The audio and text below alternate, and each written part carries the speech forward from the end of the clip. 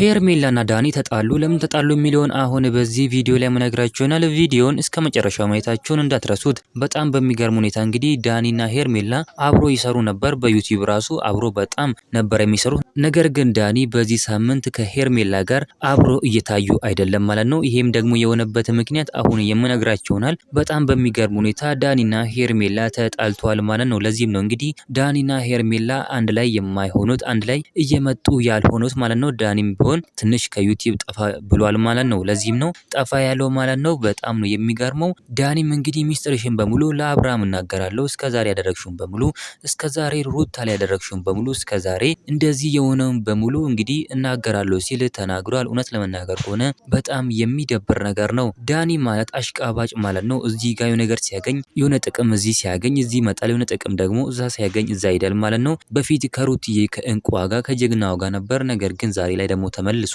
ወደ ሄርሜላ ሄዷል። ዛሬ ደግሞ ወደ ሩታ እመለሳለሁ ብሎም ተናግሯል ማለት ነው። ይሄ ደግሞ እኛም አንፈልግም፣ ከሩታ ጋር እንዲሆንብን አንፈልግም ማለት ነው። እንደዚህ አሽቃባጭ ሰዎችን እኛ አንፈልግም። ልክ እንደ ኤፍሬም ወንድማችን ማለት ነው። ቆፍጠን ብሎ ከሩታ አጠገብ ሁሌም የሚቆም ሰው ነው እኛ የምንፈልገው። በጣም ነው ደስ የሚለው። ስለዚህ ሄርሜላና ዳኒ ተጣልቷል። ሚስጥሩም እንደሚለውም በቀጣይ ቪዲዮ ይዤላችሁ የምመጣናል። ቪዲዮ ላይክ እና ሰብስክራይብ ማድረግ እንዳረሱ። በሌላ ቪዲዮ እስከምንገናኝ በያላችሁበት የዓለም ዳርቻ ሰላማችሁ ብዝት ይበልልኝ። ደህና ሁኑልኝ።